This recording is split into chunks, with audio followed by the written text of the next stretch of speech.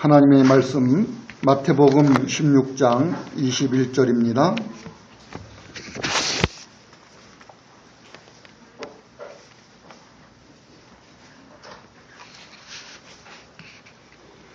이때로부터 예수 그리스도께서 자기가 예루살렘에 올라가 장로들과 대제사장들과 서기관들에게 많은 고난을 받고 죽임을 당하고 제3일에 살아나야 할 것을 제자들에게 비로소 나타내시니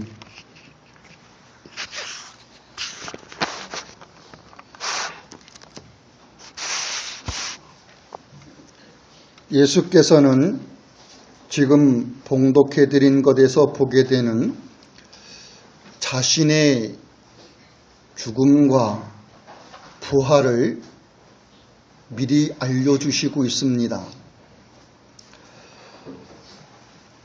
자신이 죽음을 당한다라는 거예요. 그러나 제3일 만에 다시 살아날 것이다. 부활하실 것이다. 라는 것을 이야기해 주십니다. 근데 이러한 예고가요, 모두 4번에 걸쳐서 있게 됩니다. 우리는 그 중에서 이 첫 번째 예고를 보고 있는 겁니다. 이후에 3번 더 있습니다. 예수께서 이처럼 자신이 죽음을 당할 것과 부활하실 것을 예고하시는 것은 시기적으로 이제 예루살렘에 올라가서 십자가에 달려 죽음을 당하실 그 시기에 한 6개월 정도를 앞두고 있는 시점입니다. 예수님이 온 세상에서 자기 백성을, 하나님의 백성을 죄로부터 구원하시는 이 구속사역을 행하시는 그 기간을 공생의 기간으로 다루지요. 그 공생의 기간이 3년 6개월 정도입니다. 그 중에 한 6개월 정도를 대략 앞두고 지금 본문에서 보는 대로 나는 죽음을 당할 것이다. 그러나 제3일 만에 부활할 것이다. 라는 것을 미리 알려주시고 있는 겁니다. 근데 예수께서 무엇 때문에 이처럼 죽음을 당하시고 또한 부활하시는 것일까?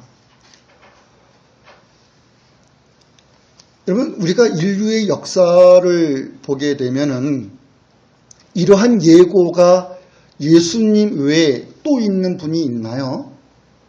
없어요. 사람이 자신이 태어나는 시점을 알고 태어나는 거 아니죠. 근데 출생만 아니고 내가 언제 죽을 것이다 라고 하는 것을 알고 그때에 죽음을 당하는 사람도 없고요. 또 그렇게 죽음을 당했는데 죽은 자 가운데서 3일 만에 다시 부활하시는 이 부활의 생명에 있은 자도 없지요. 사람에게서 일어날 수 있는 일이 아닙니다.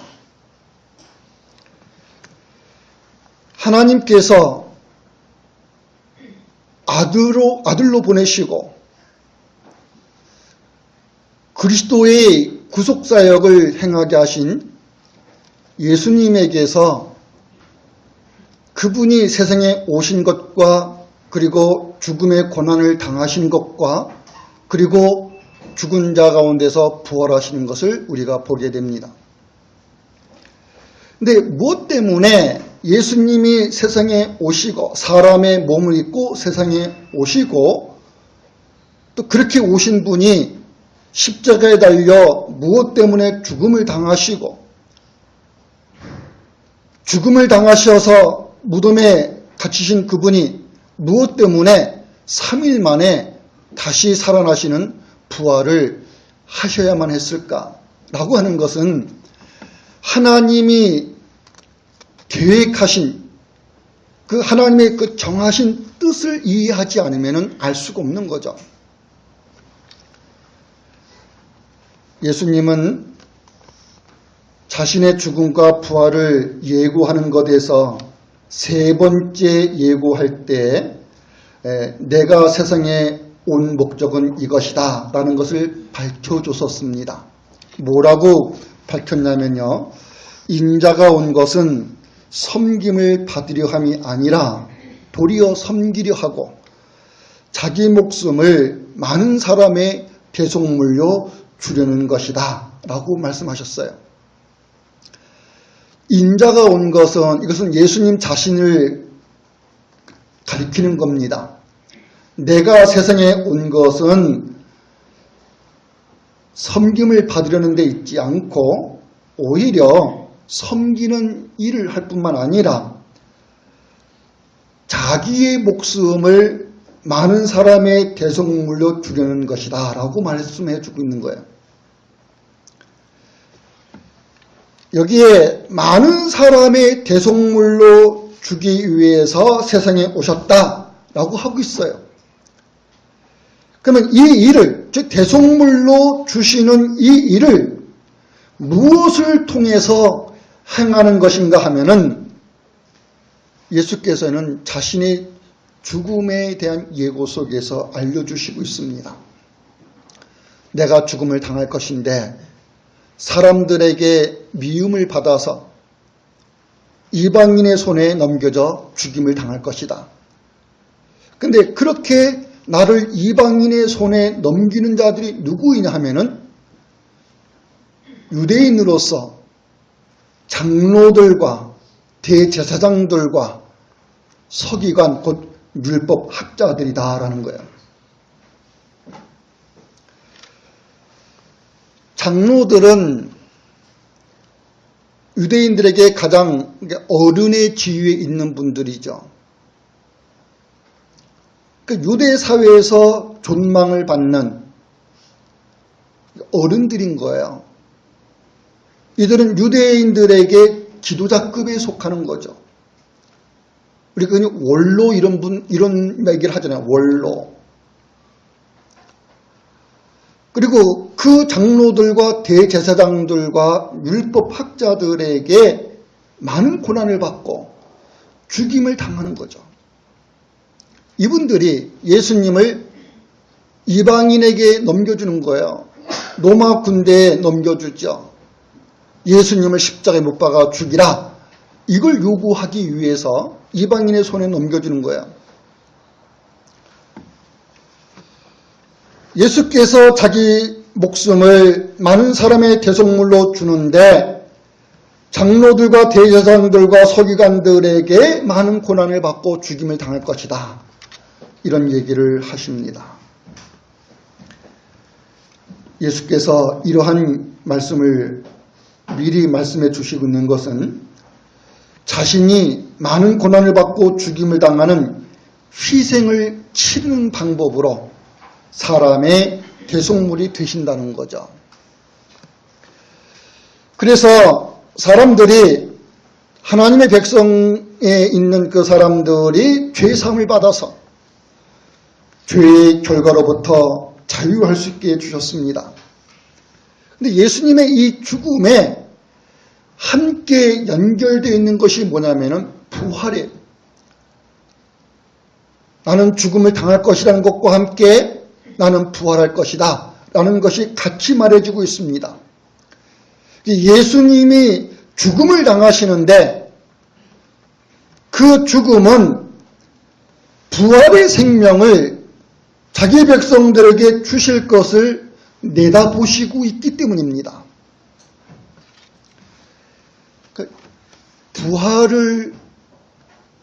부활에 있기 위해서 앞서서 예수님의 죽으심이 있는 거예요. 예수께서 부활하실 일이 없으면은 예수께서 죽음을 당하실 일도 없습니다. 예수께서 우리에게 부활의 생명을 주시는 일이 아니면 예수님이 부활하실 일을 하시지 않고 또한 죽는 일도 하시지 않는 거예요. 예수님의 죽음과 부활은 자신을 따르는 하나님의 백성들에게 부활의 생명에 이르게 하기 위해서입니다. 예수님은 바로 이러한 사실을 베드로에게 말씀해 주시는데 이 말씀 앞에 어떤 사건이 있냐면요. 베드로의 신앙 고백을 이끌어내는 것이 있었어요. 예수께서 하루는 제자들에게 묻습니다. 사람들이 나를 누구라고 말하더냐? 나를 어떻게 알고 있으며 나를 어떤 자로 이야기하고 있느냐? 제자들이 듣고 알고 있는 대로 대답해 주지요. 16장 14절에 더러는 세례 요한이라고 말하는 사람도 있고 또 어떤 사람은 엘리야라고 말합니다. 사람들 중에 혹자는 예레미야나 그와 같은 선지자 중에 한 사람이라고 말하더이다 라고 얘기해요. 그러니까 당시에 예수님을 알고 있는 사람들의 그 이해, 예수님을 어떤 분으로 이해하고 있느냐라는 거죠. 어떤 분으로 바라보고 있는가 했었을 때 세례 요한, 엘리야 그리고 예레미야나 그와 같은 선지자 중에 한 사람. 예수님을 선지자의 일을 하는 한 사람으로 보고 있는 거야. 예수님을요, 하나님의 아들로 보지 않습니다.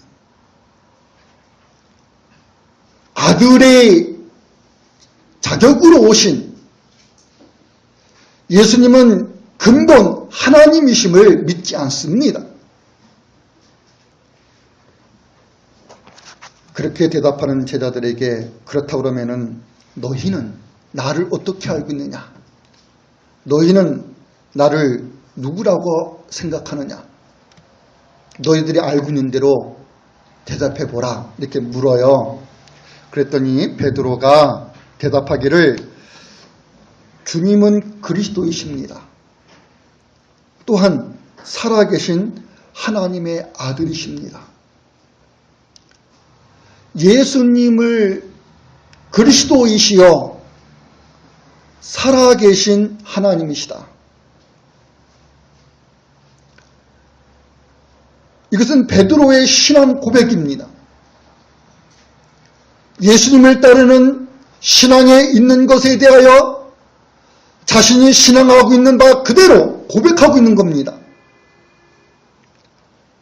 당시 유대인들이 고백하지 못하고 있는, 예수님을 알지 못하고 있는 것을 베드로가 지금 말하고 있어요.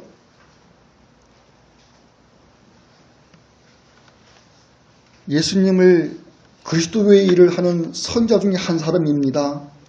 이런 대답 아니에요.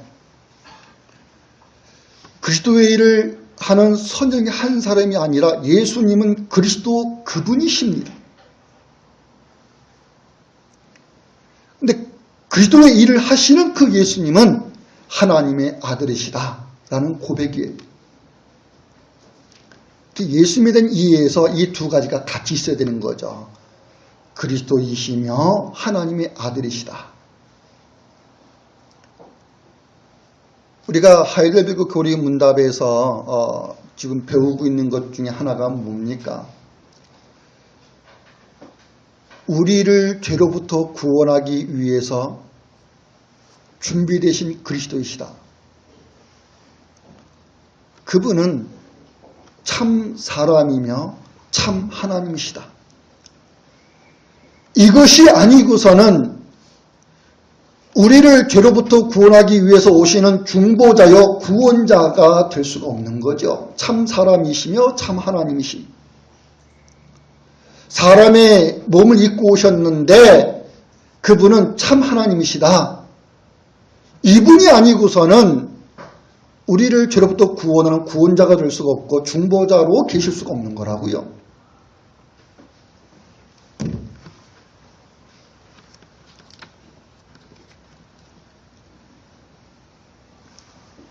예수께서는 베드로의 신앙 고백을 들으시고 그 신앙 고백에 있는 베드로를 비롯해서 그와 함께하는 동료의 제자들, 그들이 전파하는 복음에 의해서 사도들과 동일하게 예수 그리스도를 신앙 고백하는 그리스도인들, 이들을 교회로 세우시게 됩니다.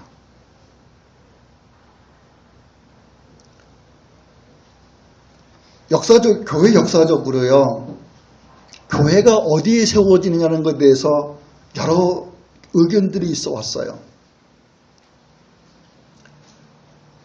예수께서 말씀해 주시는 그 교회가 세워진다는 것은 신앙 고백하고 있는 그 인격체가 있어야 되는 겁니다. 보통 우리 개혁교회에서 갖고 있는 이해는 로마 카톨릭 교회가 갖고 있는 것하고 이렇게 다르죠. 교회가 어디에 세워졌을 때 우리가 믿는 바인 예수 그리스도는 주님이시여 우리 주님이시다. 그분은 그리스도로서 하나님의 아들이신 분이시다. 이분으로서 우리의 주님이 되신다는 거죠. 이것을 신앙 고백하는 그 신앙 고백 위에, 그 신앙 고백 그 터 위에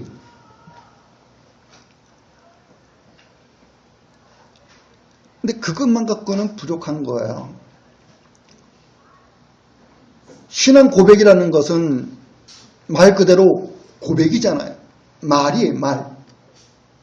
마음에서부터 이끌어 나와서 나와지는 말이 나는 주님을 이렇게 말하겠습니다. 내가 믿는 주님을 나는 이렇게 말합니다. 라는 거라고요.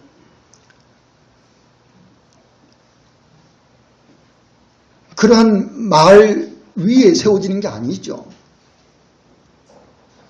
그 고백하는 말에 있는 그 존재라고, 존재.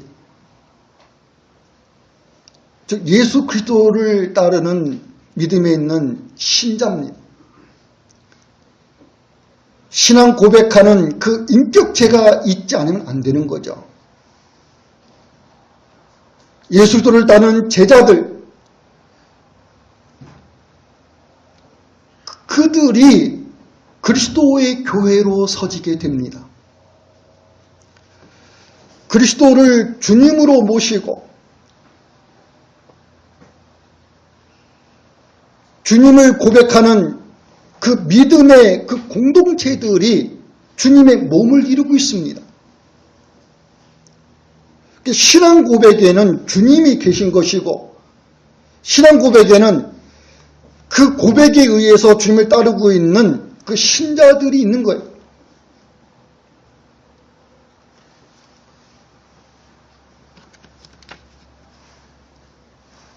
예수께서 베드로에게 내가 내 교회를 세우겠다.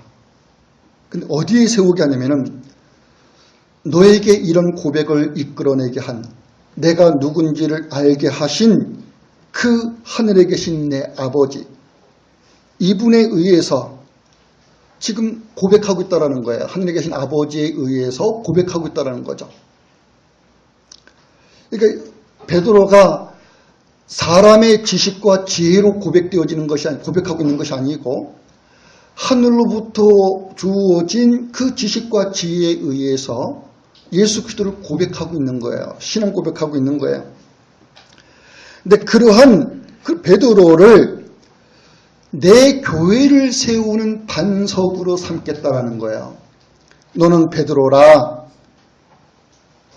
내가 이 반석 위에, 베드로라는 이름의 뜻이 반석, 바위덩어리라는 뜻을 갖고 있는 거죠. 그러니까 평평한, 널찍하고 평평한 바위덩어리.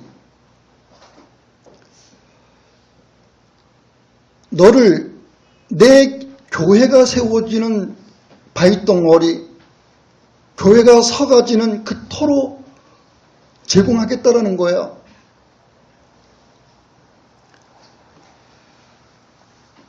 이 교회를 세우겠다. 내 교회입니다. 내 교회. 주님의 교회입니다. 사람의 손으로 세워지는 교회가 아니고 하늘에 계신 하나님 아버지에 의해서 세워지는 교회인데 주님의 교회입니다. 그 교회 실체는요, 주님 자신인 거예요. 주님 자신. 내가 반석 위에 세워지는 교회의 실체다라는 거죠. 너희들은 그 교회의 모습을 갖추어 가고 있는, 돌과 돌이 서로 연결하고 연결한 그 돌들이 그리스도에게로 하나가 되고, 그래서 그리스도의 교회로서의 그 온전함을, 지금 그 모습을 드러내게 될 거라는 거예요. 교회가 자란다는 건요, 교회가 성장한다는 것은 교회 세가 커지고 많아지는 것을 뜻하는 게 아닙니다. 그리스도를 신앙 고백하고 있는 사람들이, 그들이 몇 사람이든 주의 이름으로 모인 그들이 주님과 하나 된 몸을 이루고 있는 겁니다. 그것을 장성함으로 말하는 것이고, 그리스도에게 이르는 장성함으로 말하는 것이고, 그것을 교회의 온전함으로 말하는 거예요.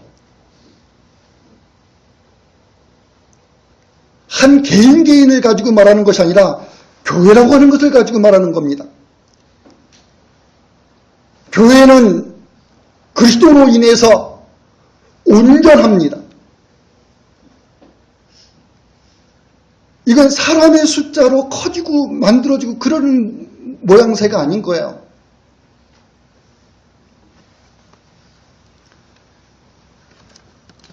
그리스도께서 자신의 교회를 얘기하셔요. 그리고 이 교회에 어떤 일이냐면은 음부의 권세가 이기지 못할 것이다. 음부의 권세라는 것은 죽음의 권세 이런 뜻이에요. 죽음의 힘이 너희들을 삼키지 못할 거야. 오히려 그리스도 안에 있는 하나님의 그 참된 생명이 죽음을 삼킵니다. 그리스도 안에 있는 하나님의 생명이 죽음을 이깁니다. 그리스도 안에 있는 그 하나님의 생명으로 너희가 나와 함께 연결되어 있는 이 사실로 죽음을 이긴 자가 되실 것을 말씀해 주시는 겁니다.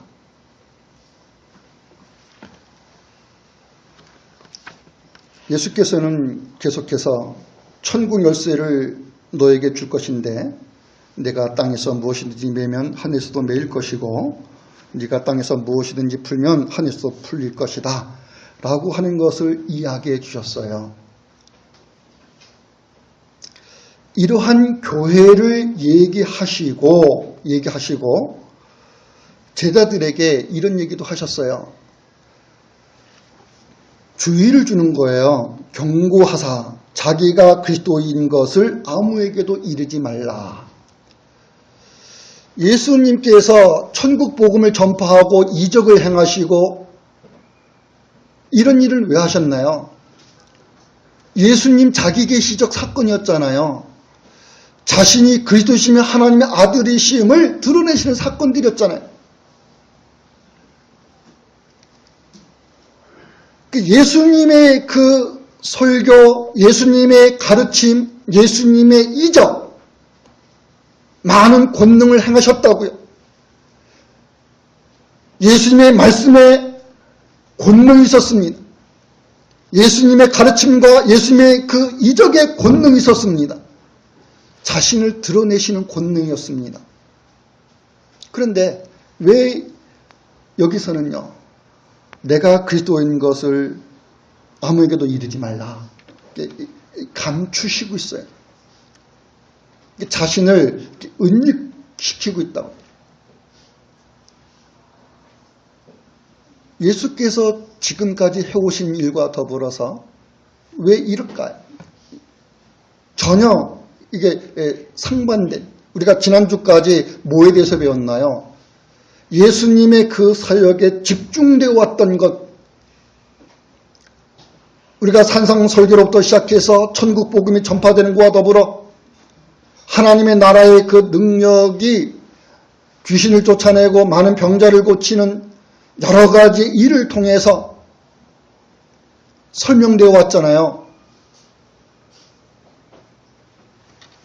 예수께서 이적을 행하시는 여호와의 종으로서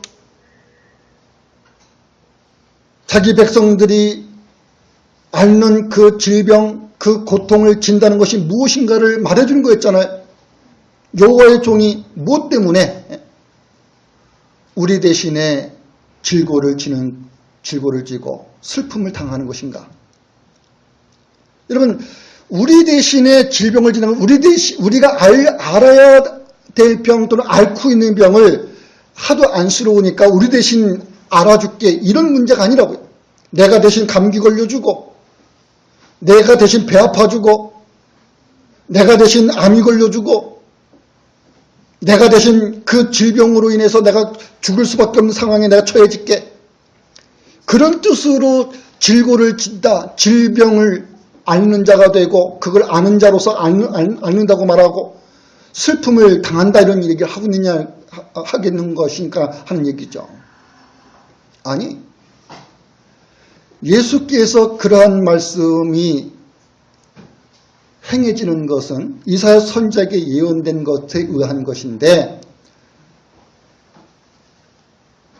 예수께서 창세기 3장에서 복음으로 주어지게 되는 원시복음, 이렇게 말하죠. 여자의 후손으로 오실 자로서 사탄을 이기는 분이 되실 것,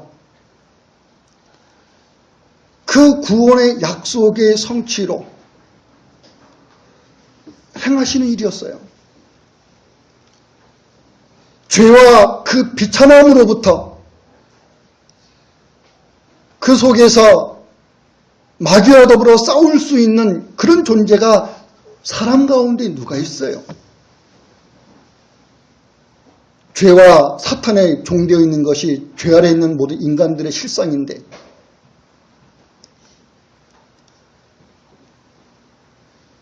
근데 거기서 싸울 수 있는 유일하신 분, 이건 하나님께서 약속하신 구원의 그 약속으로 주신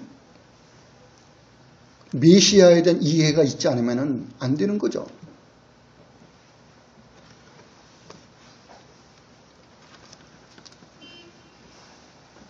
예수께서는요, 자신이 그리스도이신 것을 드러내 오셨는데, 이제 예수님의 그 공생애에서 구속사역의 마지막 시기에 도달할 때 예수님을 미워하는 그 미움이 극도로 강해집니다.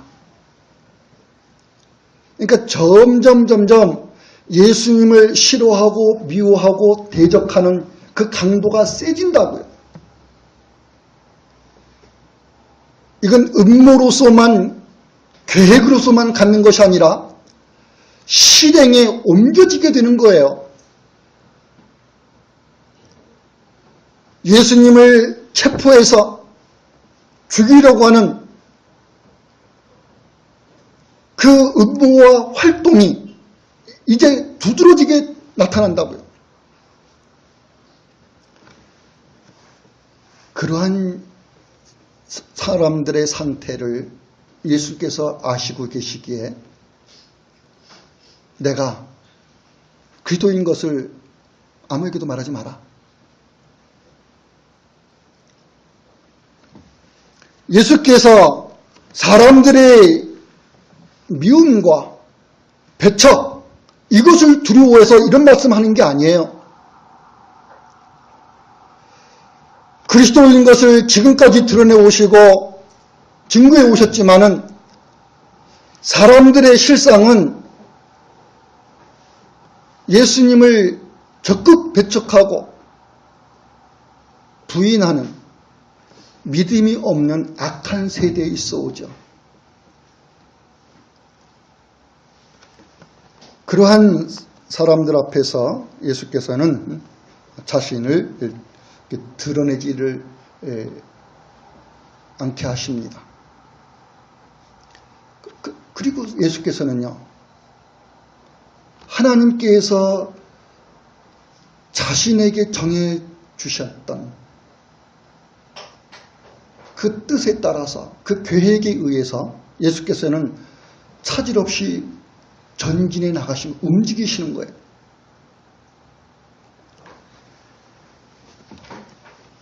예수께서 예루살렘에 올라가셔서 십자가에 달려 죽음을 당하시고 그러나 3일 만에 부활하실 이 일을 행하시기 위하여 예수께서는 걸어가십니다. 근데 이때로부터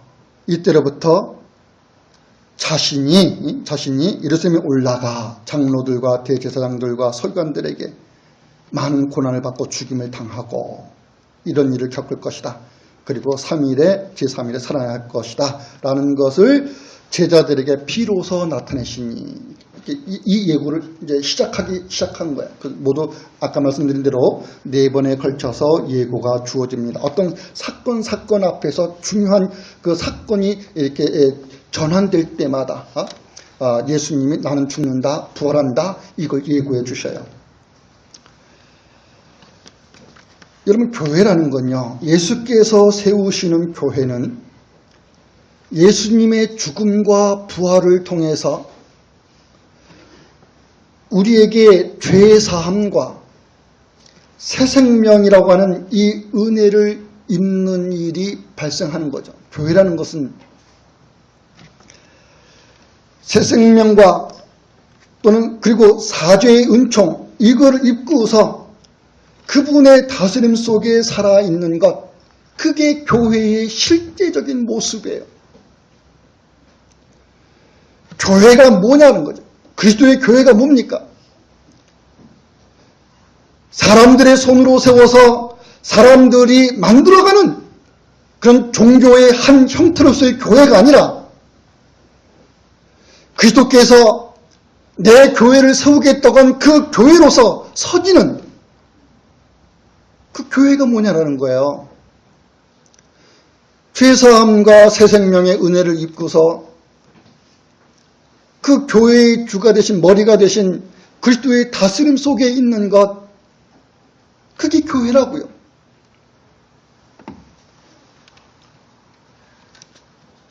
이런 교회로 있게 될 것이기 때문에, 이 교회가 등장할 것이기 때문에 베드로의 신앙 고백 직후에 자신의 죽음과 부활을 예수께서 예언하시게 된 겁니다. 예고하시게 된 겁니다.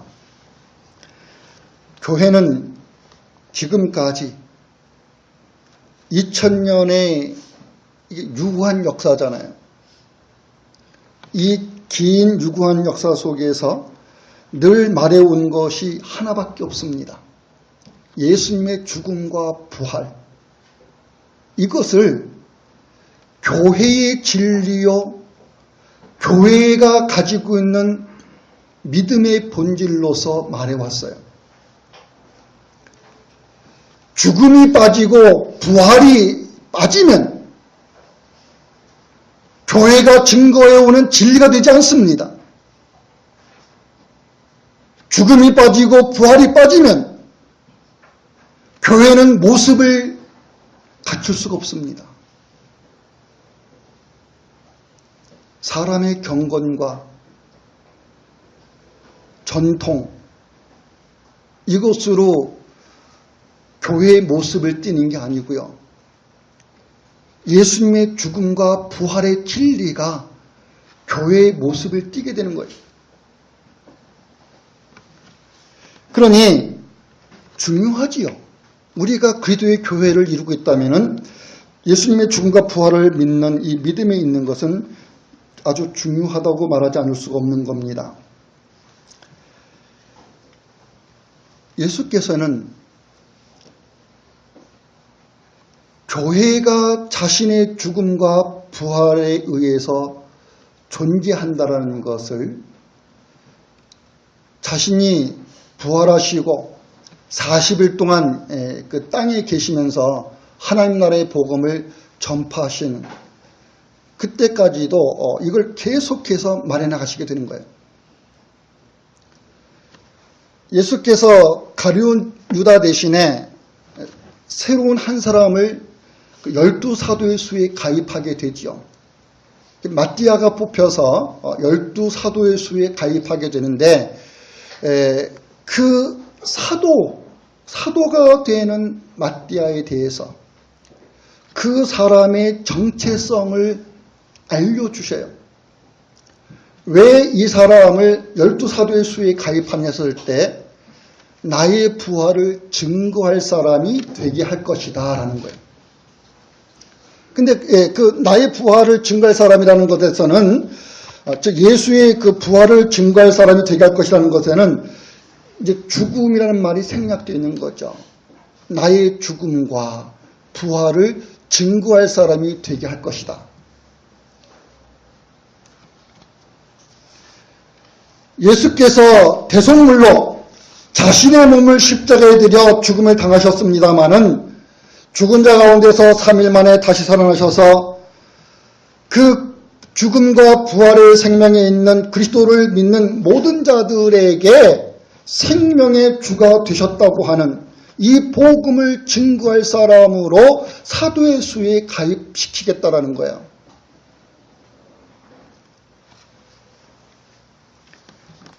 열두 사도는 그것을 잘 알고 인식하고 있는 겁니다. 그리고 열두 사도의 수에 한 사람을 마자를 가입하게 되는 그 예루살렘 교회도 그거를 잘 알고 잘 인식하고 있는 거죠.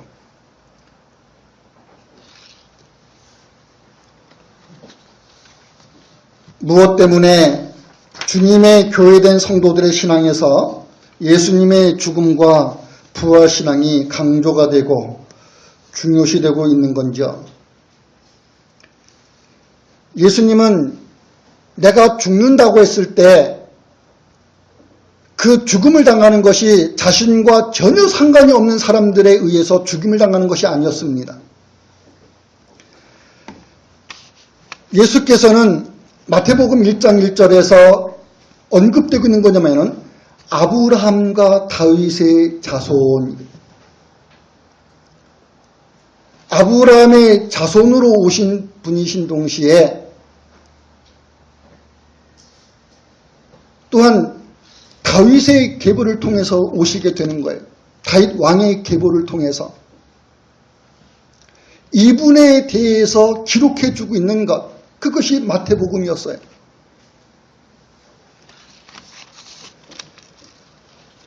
예수께서 아브라함과 다윗의 자손으로 오신다고 했었을 때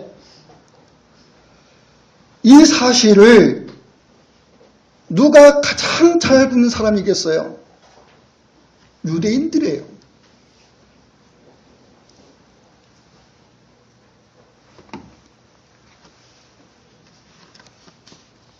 유대인들은 자신들을 아브라함의 후손인 것에 대해서 아주 이렇게 자부심을 갖죠. 근데 그 아브라함의 후손이라고 자부심을 갖는 그 유대인들이 그것도 장로, 대제사장, 서기관들로 말해지는 종교 지도자들에 의해서 이방인의 손에 넘겨져 죽음을 당합니다. 예수께서요.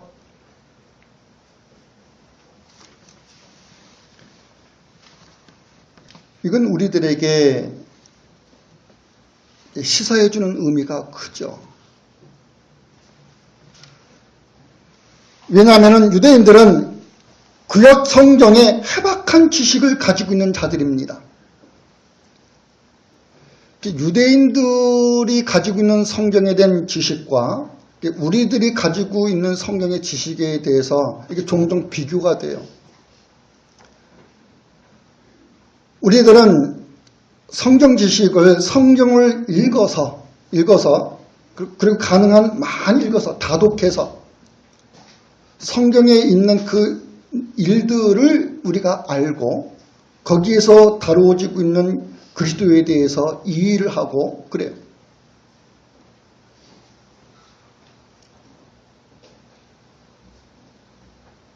그리고 그리스도를 믿는 그 믿음으로 우리가 이런저런 신앙생활을 한다고 말하죠. 유대인들은요, 그들도 성경 읽습니다. 본래 그들에게서부터 주어진 것이 성경 아닙니까? 근데 그들은 나면서부터 유대인이, 나면서부터 이스라엘 사람이 태어나서 자기 부모와 자기 조상들과 함께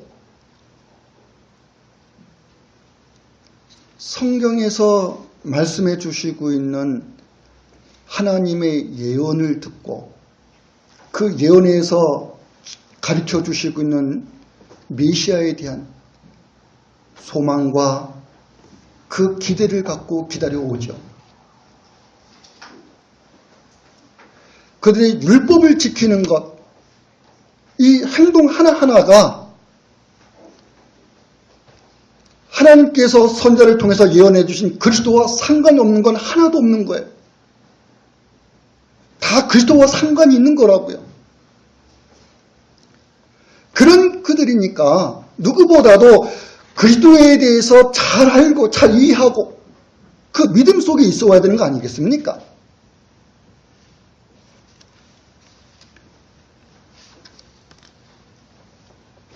유대인들은 구약 성경에 해박한 지식을 가지고 있습니다. 더욱이 많은 종교적인 열심을 가지고 있는 자들입니다. 우리가 종종 그리스도를 믿는 신앙을 온전하게 가져나가야 되고 철저하게 가져나가야 되지, 엄격하게 우리가 신앙생활을 해야지. 그래서 우리가 말하고 있는 대로 해나간다 할지라도 유대인들을 따라갈 수가 없지요. 유대인들이 엄격하다, 철저하다, 온전하다, 이 어떤 열심을 가지고 있다라는 것은 그들은 이 몸에 체득되어지고 생활이 그래, 그들은. 근데 우리 한국적은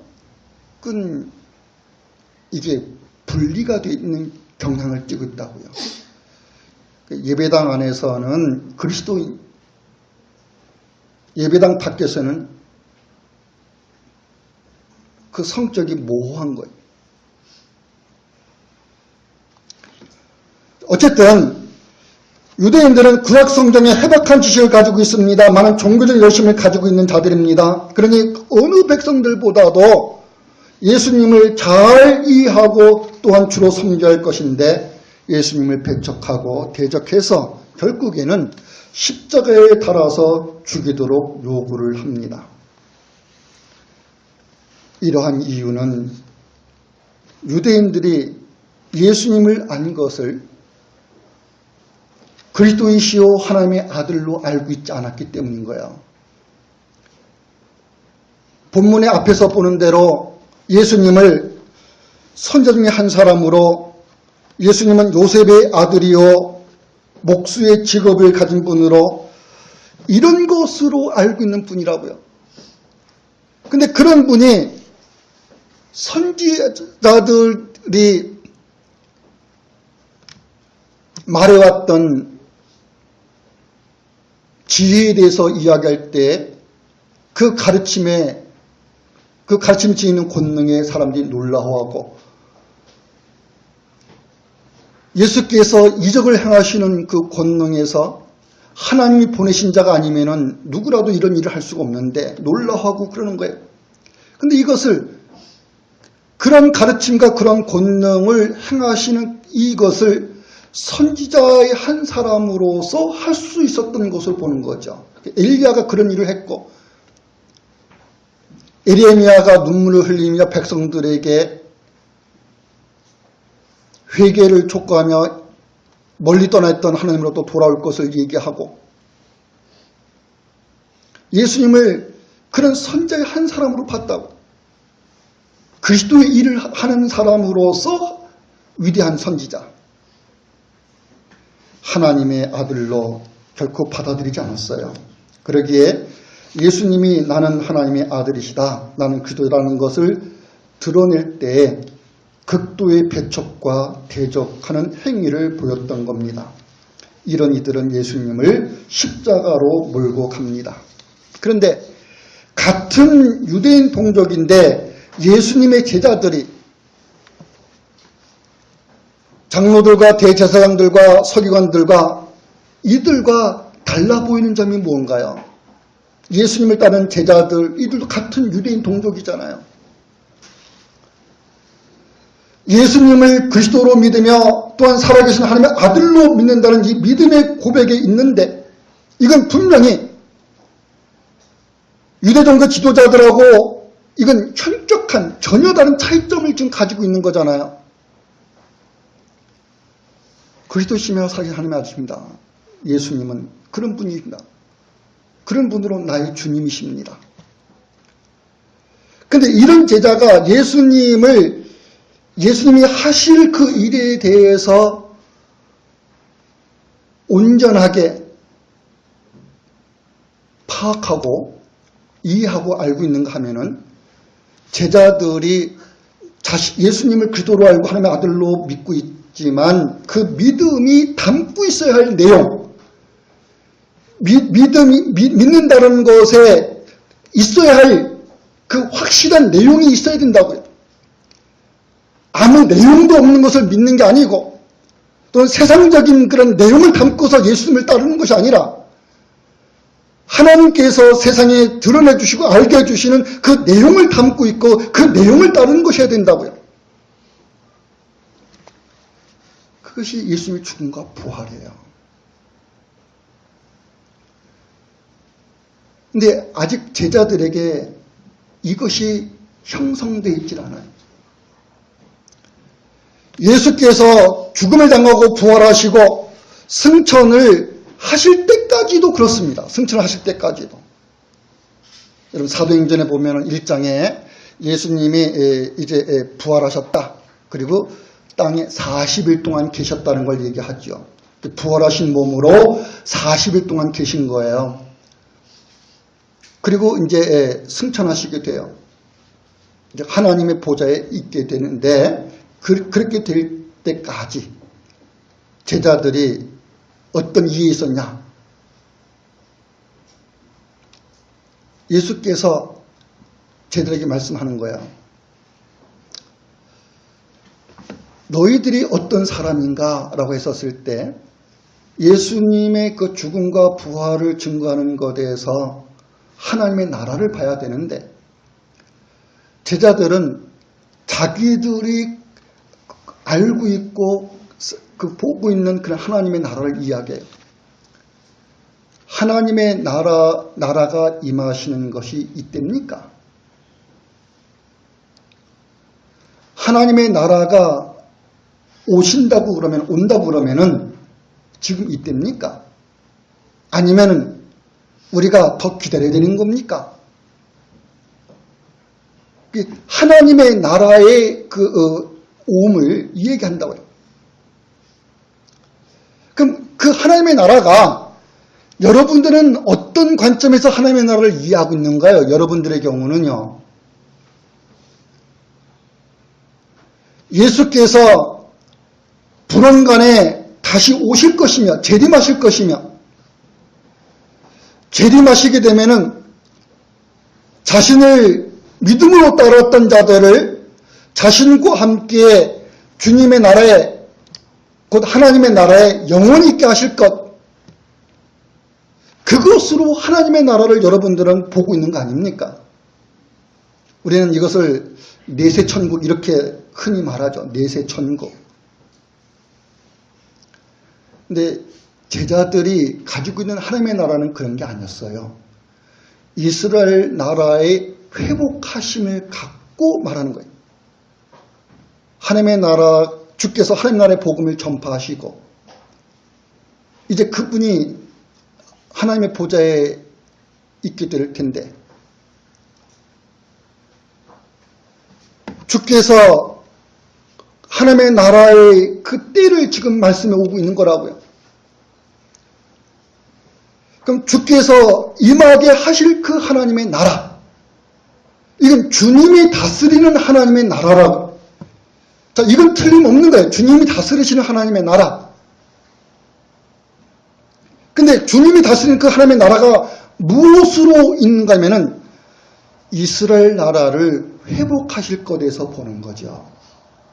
당시 이스라엘 곧 유대 나라가 로마의 지배를 받고 있었습니다. 로마 정부로부터 해방시키실 때 이걸 하나님의 나라로 본 거예요. 이스라엘 자기의 나라, 자신들이 있는 그 나라, 이 나라 하나님이 통치하시는 나라, 이 나라가 회복될 것, 만약에 그런 때가 올 거란 말이에요. 유대인들이 갖는 생각이에요. 그리고 이것은 제자들이 갖고 있는 관점이었어요. 그날이 올 것인데 그때 주께서 주님 자신의 나라를 다스리는 통치자로서 임금으로서 계실 것인데 그 주님을 따르는 자기들은 주님과 함께 하면서 충성스럽게 일하고 주님의 그 충성된 증인으로 있고 이것을 통해서 자신들이 기대하는 바를 드러내게 됩니다. 주님과 함께 일했던 우리들 공신 아닙니까? 이거라고요. 되게 나라가 세워지면 공신들이 있죠. 예를 들어서 그 조선 왕조가 세워질 때 태조 이성계를 따랐던 그 추종자들, 그래서 그 태조의 이제 신하들이 되는 거죠. 그 전에는요 고려의 신하들이었어요. 근데 조선 왕조가 세워지고 그 조선 왕조가 세워진 것에 의해서 태조 이성계는 자기와 함께 했던 그 신하들의 공과 사를 따지게 되죠. 그리고 그 공이 있으면은 누가 더 공이 크냐, 그리고 작으냐. 그래서 1등 공신, 2등 공신, 3등 공신 이름을 올리고 그 공신의 그 실적에 따라서, 업적에 따라서, 공로에 따라서 차등 있게 보상이 주어지는 거예요. 제자들이 이스라엘의 회복에서 하나님의 나라를 보고요. 주님의 그 다스림 속에 자기들이 있는 것에서 자신들이 주님과 함께 활동했던 것에서 주님으로부터 칭찬을 받을 영광을 기대합니다. 자신들이 차지할 자리를 생각합니다.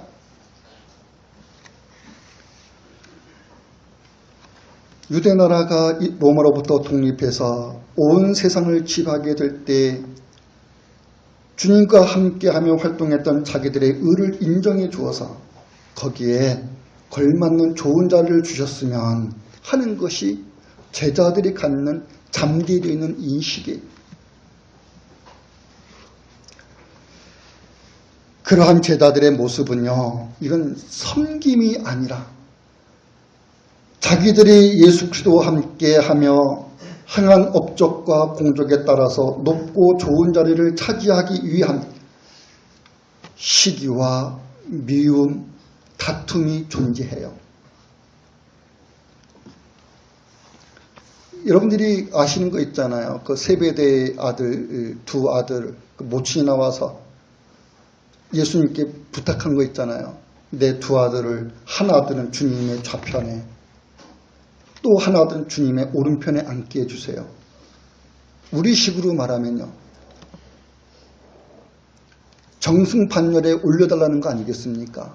내 큰아들은 좌의정 되게 해주시고 내 작은 아들은 우의정 되게 해주시고.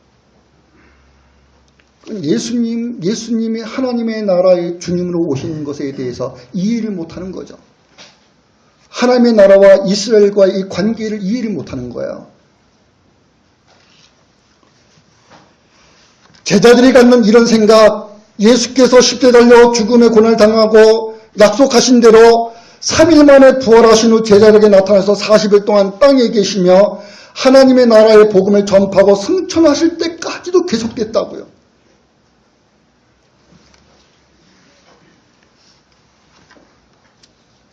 예수께서 하나님의 아들로 그리스도로 세상에 오신 목적은 거기 있지 않았습니다. 제자들을 그렇게 하는 데 있지 않았습니다. 내가 온 것은 많은 사람의 대속물이 되기 위하여, 많은 사람들을 위한 대속물이 되기 위하여 내 목숨을 나는 드리고자 한다.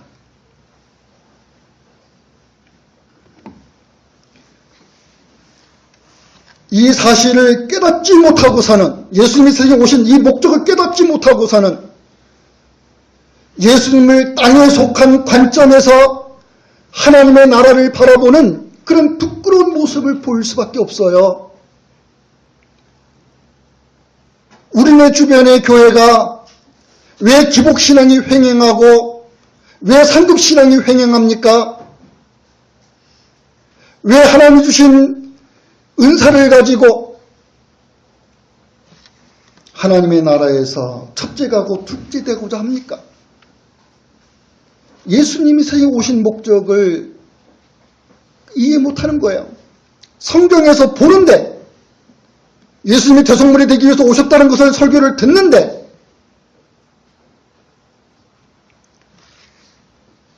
그것을 땅에 속한 관점에서 하나님의 나라를 바라본다고요.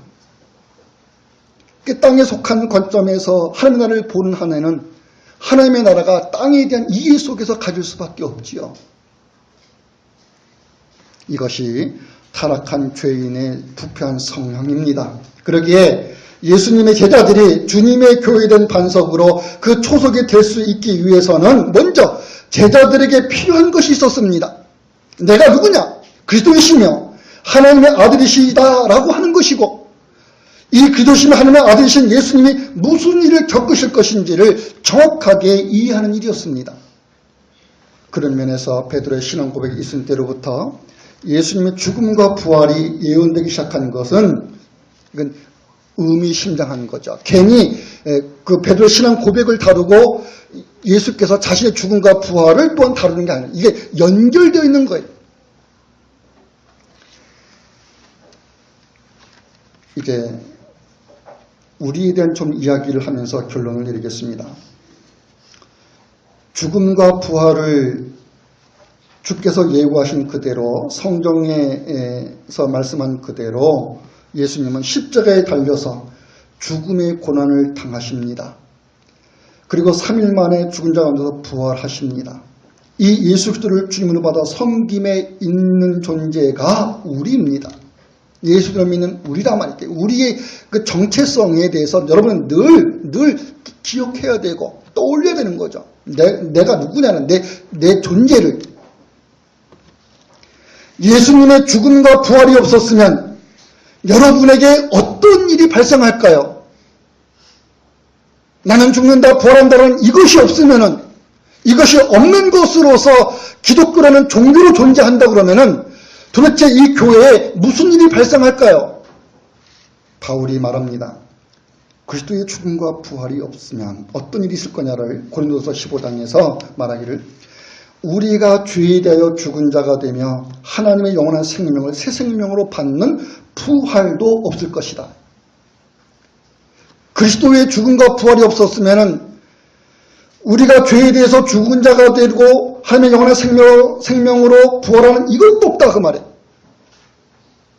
그분은 예수 그리스도는 죽음과 부활이 없는데 우리에게 죽음과 부활이라는 것이 일어날 수가 없는 거예요. 일어나지 않는 거예요.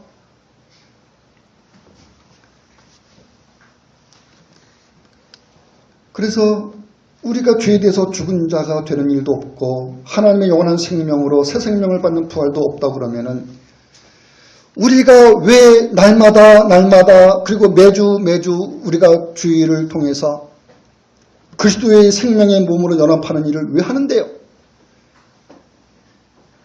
이거 하는 것, 이런 일을 하고 있는 우리의 믿는 믿음도 헛될 거 아닙니까? 바울이 그래서 너희들의 믿음도 헛될 것이다 라고 그렇게 얘기하는 거예요.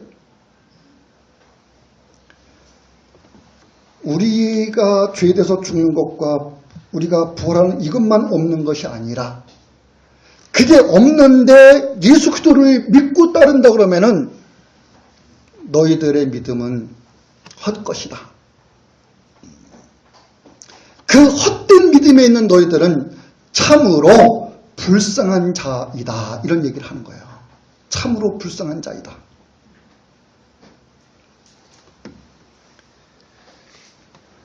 세상에서요, 종교를 안 갖는 사람이 얼마나 있을까요?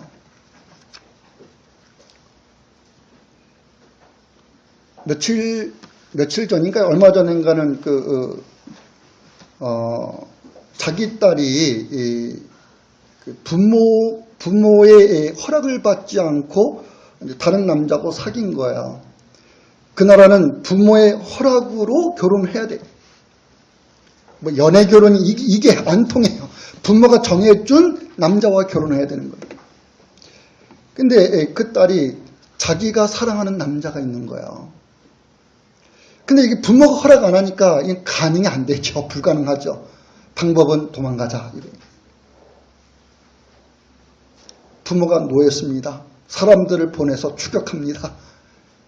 그리고 둘이 있는 곳을 찾아내서 두 사람을 끄집어내서 참수했다. 자기 딸의 이 참수가 우리가 가는 게 목을 자르는 거잖아요. 그렇죠? 어떤 표현이 참수했다. 참수.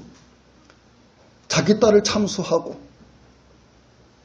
그 자기 딸이 사랑하는 그 남자를 참수하고 참수당한 아들의 그 집은 또 가만히 있겠어요? 뭐 거기까지는 그 이야기가 안 나왔지만은 여러분 이런 종교도 있어요. 이런 종교도.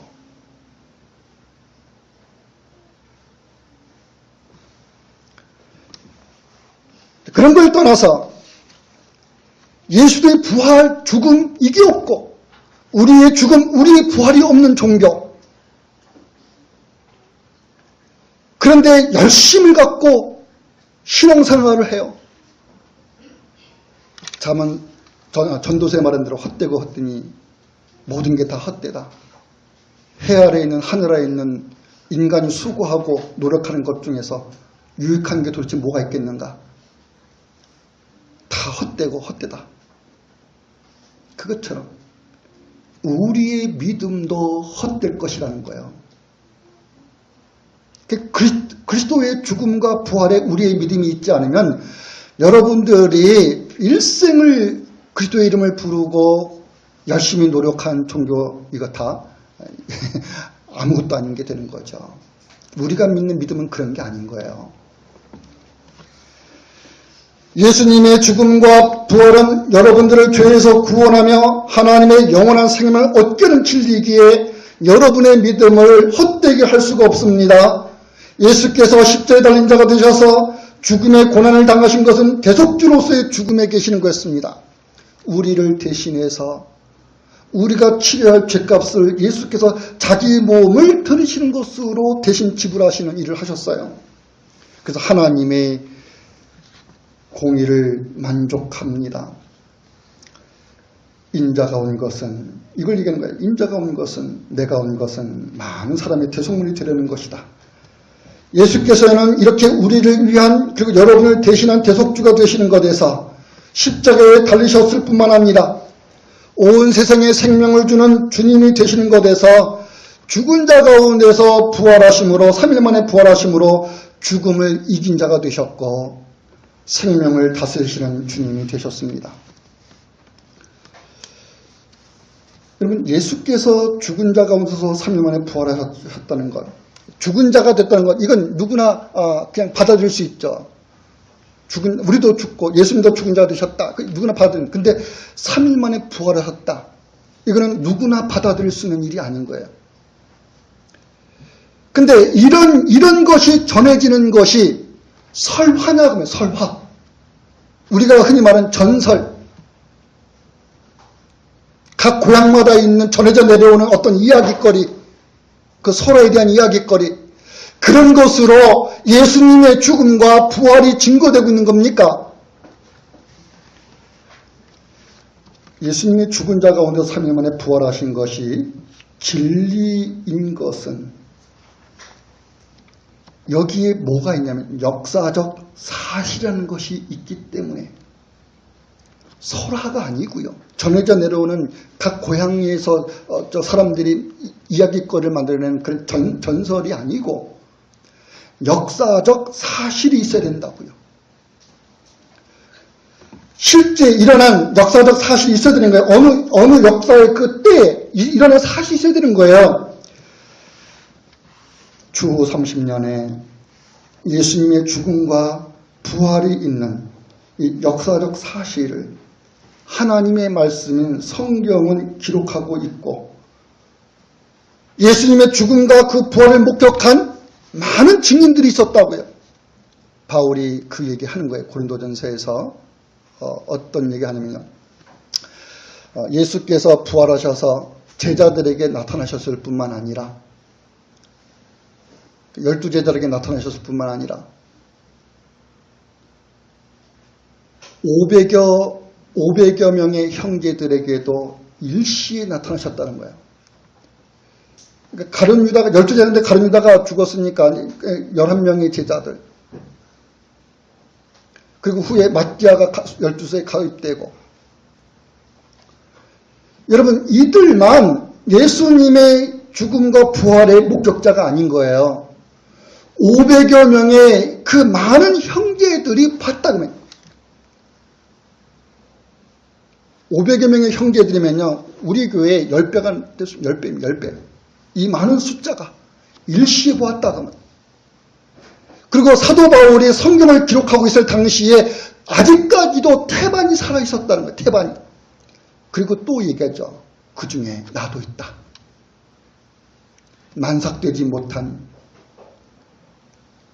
죄인 중에 괴수와 같은 나에게도 부활하신 주께서 나타나셔서 나를 그 부활하신 주님을 증거하는 증언자로 증인으로 나를 사도로 세우셨다는 거예요.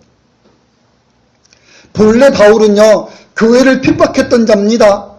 그리스도를 따르는 신자들을 체포하고 그들이 죽는 것을 마땅하게 여겼던 자입니다. 교회를 배척했던 자입니다. 즉 교회 박해자였어요. 그런 그가 그리스도를 증언하는 일에 앞장서게 돼요. 이러한 변화가 무엇 때문에 있었는데 나 같은 자에게도 주께서 나타나셔서 그 주님을 증언하게 한다는 거예요.